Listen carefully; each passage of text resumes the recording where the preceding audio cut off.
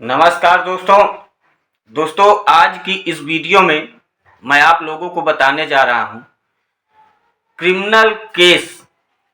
अगर कोई व्यक्ति अपराध कर देता है, क्रिमिनल केस हो जाता है, तो कौन कौन से कोर्ट में हो करके इसका ट्रायल होगा, ये कितने प्रकार के कोर्ट में जाता है, इसकी जमानत कैसे होती है, इसमें सज़ा कैसे होती है, इसकी FIR कैसे होती है, इसमें पूरा डिटेल आप लोगों को इस वीडियो में मिलेगा।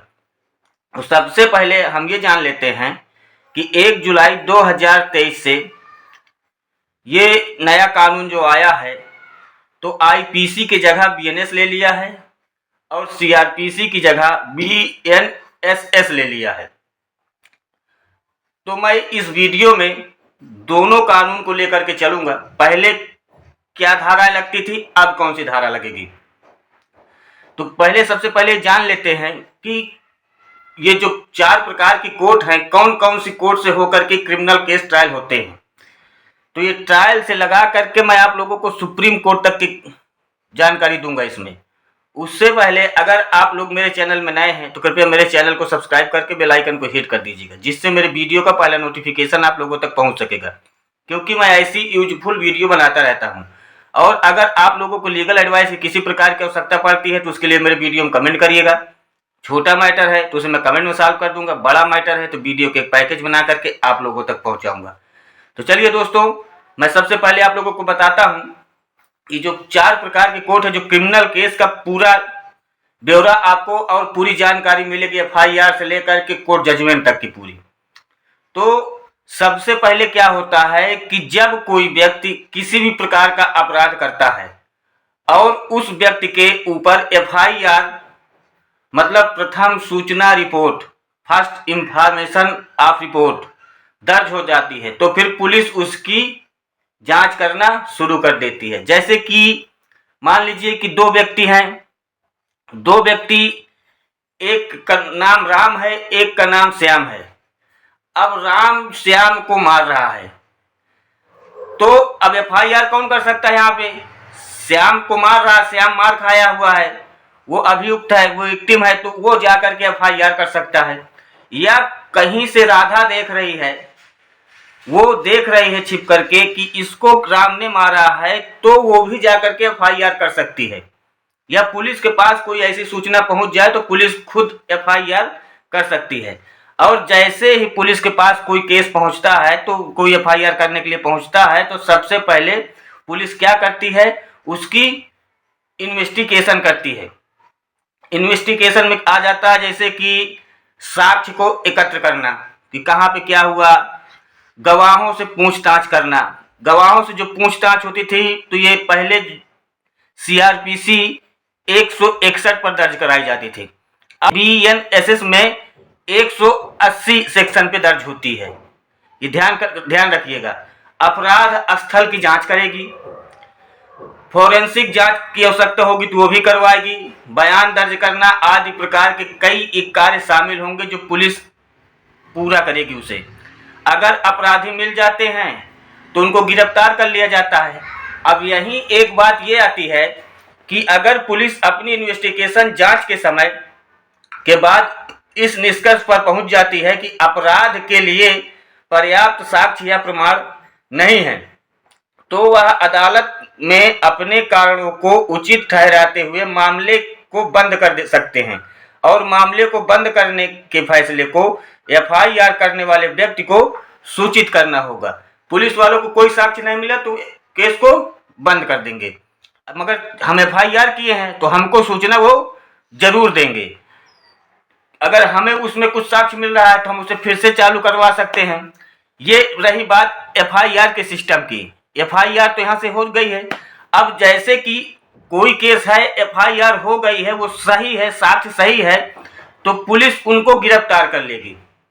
अब पुलिस जब गिरफ्तार करेगी तो क्या करेगी, थाने में तो रखेगी नहीं, थाने में रख करके खाने से पीने से कैसे क्या मतलब मिलेगा। 24 घंटे के अंदर उसको मजिस्ट्रेट के सामने पेश करना होता है। जैसे मजिस्ट्रेट के सामने पेश होता है, वह व्यक्ति, अगर पुलिस को रिमांड चाहिए होती है तो रिमांड की अपनी बात करती है कि हमें इतने दिन के लिए रिमांड दे दिया जाए। अगर उसको रिमांड की आवश्यकता नहीं है तो उसको जुडिशियल कस्टडी में भेज दिए जाते हैं। ये था पुराने कानून में। पर नए कानून में रिमांड के कुछ नियम बदल गए हैं, उसे जानना आप लोगों को बहुत जरूरी है। उसके बाद ये कोर्ट में प्रोसेस कैसे होता है उसको भी आप लोगों को जानना बहुत जरूरी है। तो सबसे पहले जान लेते हैं कि जो पुलिस रिमांड लेती है नए कानून में किस प्रकार से है। नए कानून में पुलिस रिमांड के जो अधिकार हैं, ऐसा अपराध जिनमें 60 दिन और जिस अपराधों में 90 दिन की रिमांड की अवधि है। अपराध भी छोटे बड़े होते हैं, तो किसी में 60 दिन की अवधि होती है, किसी में 90 दिन की अवधि होती है। उन अपराधों में 60 दिन रिमांड वाले में फर्स्ट 40 दिन और 90 दिन वाले रिमांड में फर्स्ट 60 दिन में पुलिस वाले कभी भी टुकड़ों में 15 दिन का रिमांड ले सकती हैं। टुकड़ों में मतलब कि जैसे आपको 2 दिन के लिए रिमांड ले लिया गया है, छोड़ दिया गया है, फिर 4 दिन के लिए ले लिया गया है, छोड़ दिया गया है। माने पहले 90 दिन के अंदर आपको ये रिमांड में 15 दिन तक ले सकते हैं, भले आपकी जमानत क्यों ना हो गई हो। ये पुलिस का विशेषाधिकार इस नए कानून में मिला है। यदि पुलिस किसी को गिरफ्तार करती है तो उस व्यक्ति को थाने में या जेल में रखा जाएगा, अन्य किसी जगह नहीं रखा जाएगा। ऐसे मामले जिनमें सजा 3 साल या 7 साल से कम की सजा है, थाना अध्यक्ष ऐसे मामलों में डिप्टी एसपी या उनसे ऊपर के पुलिस अधिकारी से अनुमति लेकर एफआईआर दर्ज करने से पहले प्रारंभिक जांच की मांग कर सकती है कि मुझे इसमें जांच करना, ये केस मुझे सही नहीं समझ में आ रहा है, तो इसके लिए मुझे जांच करना है। तो अपने से आदेश लेने के बाद वो साक्ष्य को इकट्ठा करेंगे। अगर सही पाया गया है तो कार्य आगे होगा, नहीं तो अपने संबंधित कोर्ट में उसकी आख्या को पेश किया जाता है। उसमें बताया जाता है कि ये केस सही नहीं है, ये ग्रांगली है। ये पुलिस वाले के लिए एक बहुत बड़ा दिव्यास्त्र मिला हुआ है कि अपने पास में ही पैसे कौड़े के लेकर के लेन देन करके खत्म करने वाला सिस्टम इस कानून में बहुत बढ़िया है इनके लिए। अब चलते हैं दोस्तों, जब रिमांड हो गई है, यहाँ तक तो रिमांड की बात हो गई है। अब रिमांड जब हो गई है तो जब किसी एक घर का व्यक्ति जेल जाता है तो उसकी सबसे बड़ी प्रॉब्लम क्या होती है, जमानत के लिए। तो जैसे ही प्रथम वर्ग के मजिस्ट्रेट के पास सीजीएम कोर्ट में उसको पेश किया जाता है तो उनके पास एक शक्ति होती है कि 3 साल तक कि जिनमें सजा की अवधि है और 10,000 रुपए तक का जुर्माना है, उस केस में तो वो जमानत दे सकते हैं। इसके ऊपर अगर आ गया है तो उनको ये पावर नहीं दी गई है। तो उसके लिए अब 4 प्रकार कोर्ट की बात चालू हो गई है। यहाँ से अभी तक एफआईआर के अब 4 प्रकार की जो कोर्ट की बात हो रही है वो चालू है। तो प्रथम वर्ग के मजिस्ट्रेट के पास जब केस पहुंचेगा तो उसको क्या करेंगे, सेशन न्यायालय, सत्र न्यायालय में उस केस को भेज देंगे। आपको वकील करेंगे। अब वो केस पहुंच गया है, जमानत करवाने के लिए आप सेशन कोर्ट में पहुंचे हैं। सेशन कोर्ट में क्या है कि वो किसी भी केस में जमानत दे सकते हैं, मृत्युदंड तक की सजा के लिए केस में भी वो जमानत दे सकते हैं और सजा भी दे सकते हैं। वो उनकी इतनी पावर होती है। पर क्या होता है कि सेशन कोर्ट में जो बड़े मैटर होते हैं उनमें जमानत जल्दी नहीं दी जाती है।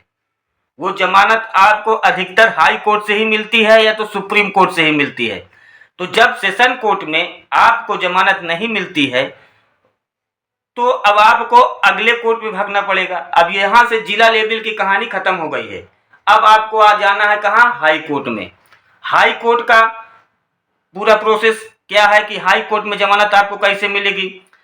अगर कोई व्यक्ति गिरफ्तार नहीं हुआ है या फिर भाग गया है, वह आरोपी अपने अधिवक्ता के माध्यम से बीएनएस की धारा 482 के तहत कोर्ट में अग्रिम जमानत एंटीसिपेटरी बेल के लिए दायर कर सकता है।